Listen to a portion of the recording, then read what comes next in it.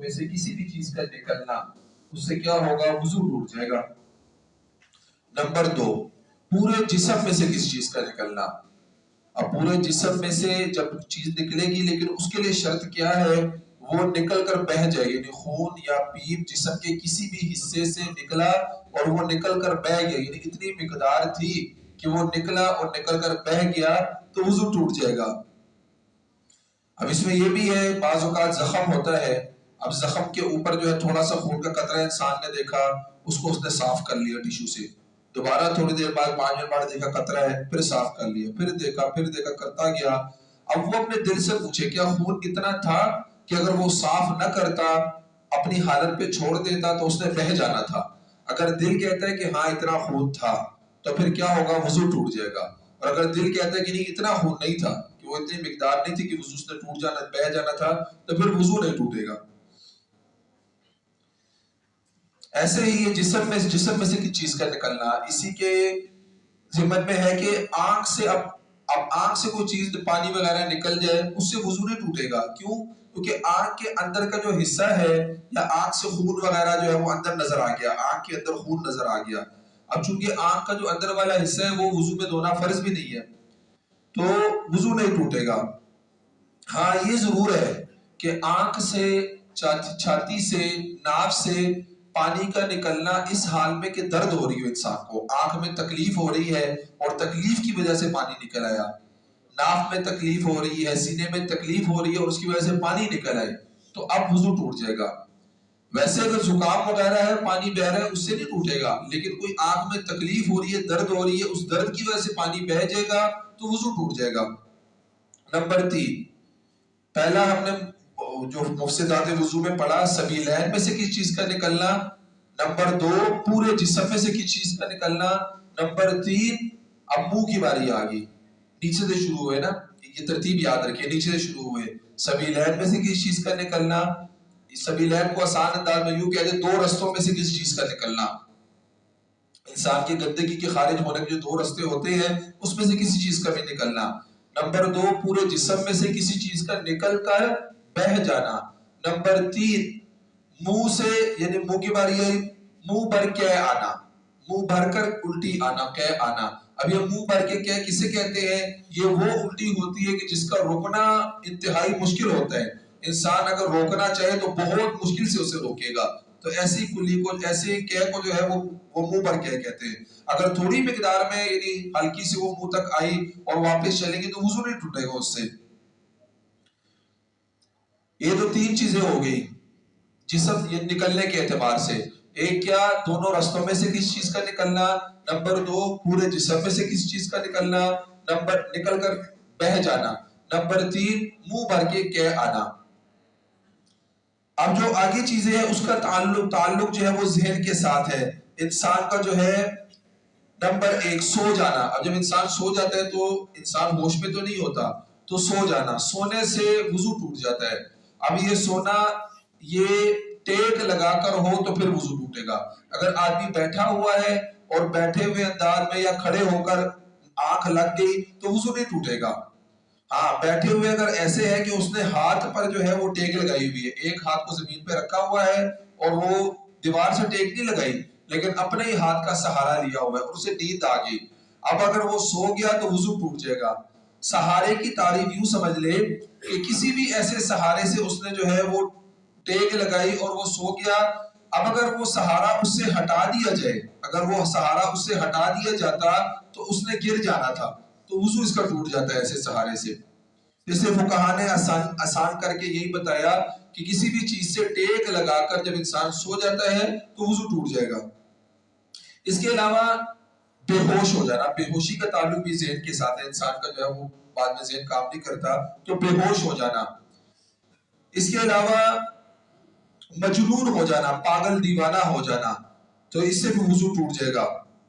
اس کے علاوہ یہ چوتھی چیز کا تعلق بھی ذہن کے ساتھ ہے، کسی ایسی نشہ آور چیز کا استعمال کرنا جس سے ذہن معاف ہو جائے، کسی ایسے نشہ آور چیز کا استعمال کرنا کہ وہ نشہ آور چیز اگر زیادہ استعمال کی جائے تو اس سے ذہن معاف ہو جاتا ہے۔ سگریٹ ہے، اگر سگریٹ بندہ زیادہ بھی پیے تو اس کا ذہن معاف نہیں ہوتا، تو اس لیے سگریٹ سے وضو نہیں ٹوٹے گا۔ ہاں ایسی نشاور چیز کا استعمال، بھنگ وغیرہ ہوگی، ایسی نشاور چیز کا استعمال کرنا کہ جس سے ذہن معاف ہو جائے، اس سے وضو ٹوٹ جائے گا۔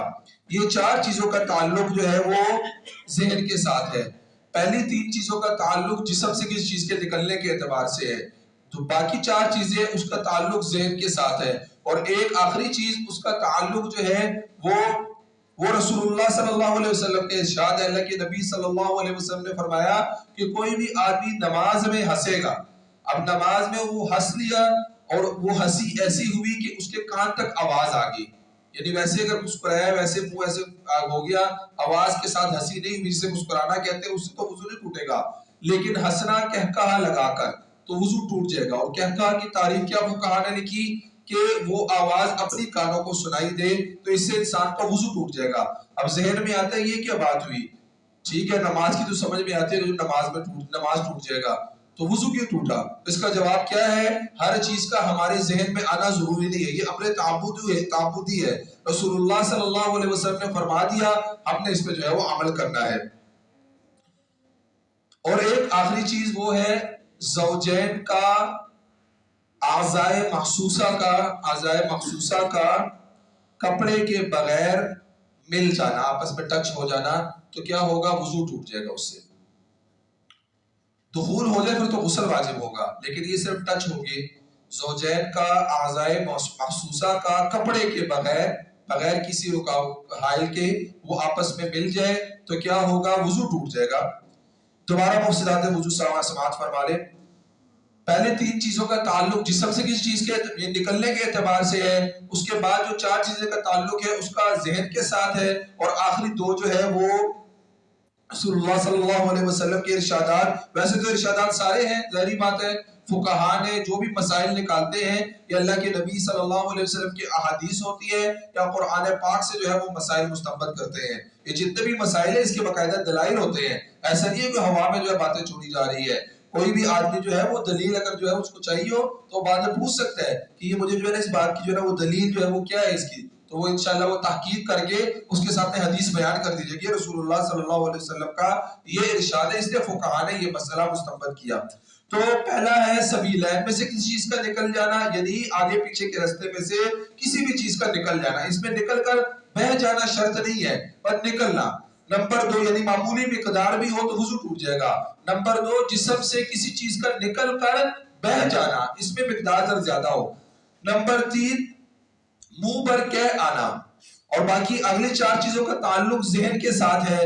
نمبر ایک سونا، نمبر دو بے ہوش ہو جانا، نمبر تین مجنون ہو جانا، نمبر چار ایسے نشہ آور چیز کا استعمال کرنا جس سے انسان کا ذہن معاف ہو جائے، اس سے وضو ٹوٹ جاتا ہے، اور آخری دو نماز میں کہکہا لگا کر ہنسنا، اور اس کے علاوہ جو ہے وہ زوجین کا اعضائے مخصوصہ کا بغیر کپڑے کے آپس میں مل جانا، ٹچ ہو جانا، تو اس سے وضو ٹوٹ جائے گا۔ دخول ہوگا تو غسل واجب ہوگا، لیکن اگر صرف ٹچ ہو جائے تو وضو جو ہے وہ واجب ہو جائے گا۔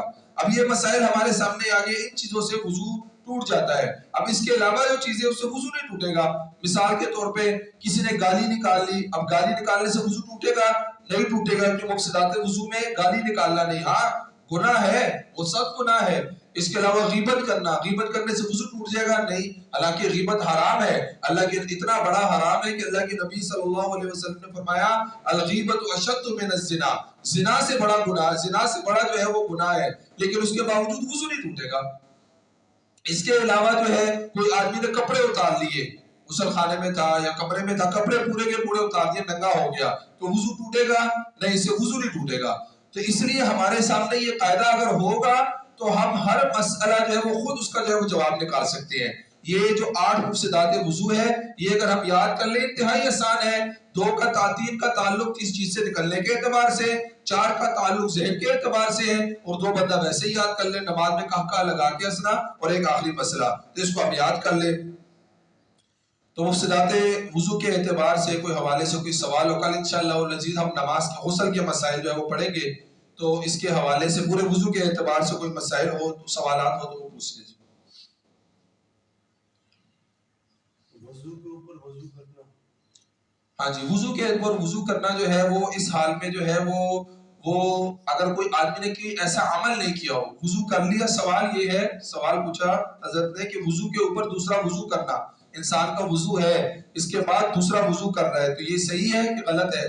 تو جواب اس کا یہ ہے کہ وضو اگر انسان نے کر لیا اور اس نے ابھی کوئی عبادت نہیں کی جو وضو سے ریلیٹڈ ہوتی ہے، جس کے لیے وضو کرنا ضروری ہے، اب صدقہ کرنا بھی تو عبادت ہے، اب وضو کر لیا، صدقہ کر لیا، اس کا اعتبار نہیں، ہاں وضو کر لیا، قرآن پاک کو چھو لیا، کیونکہ قرآن پاک کو چھونے کے لیے وضو کا کرنا ضروری ہے، وضو کر لیا، نوافل پڑھ لیے، یہ عبادت ہے، یعنی وہ عبادت جس کا تعلق وضو کے ساتھ ہے، اگر وہ کوئی عبادت کر لی اس کے بعد یہ وضو کر لیتا ہے تو ٹھیک ہے، ویسے جو ہے اگر وضو کیا ہوا ہے یہ عبادتیں نہیں کی تو اس کو دوبارہ وضو نہیں کرنا چاہیے۔ ابھی آپ نے فرمایا تھوڑی دیر پہلے کہ کنفیوژن ہو گئی کہ ابھی آپ نے فرمایا کہ کہتا لگانے سے وضو ٹوٹے گا کہ نماز ٹوٹے گی؟ ہاں جی، بھائی نے سوال کیا کہ کہکا لگانے سے وضو ٹوٹے گا کہ نماز ٹوٹے گی، تو جواب یہ ہے کہ نماز تو ٹوٹے گی، وضو بھی ٹوٹ جائے گا۔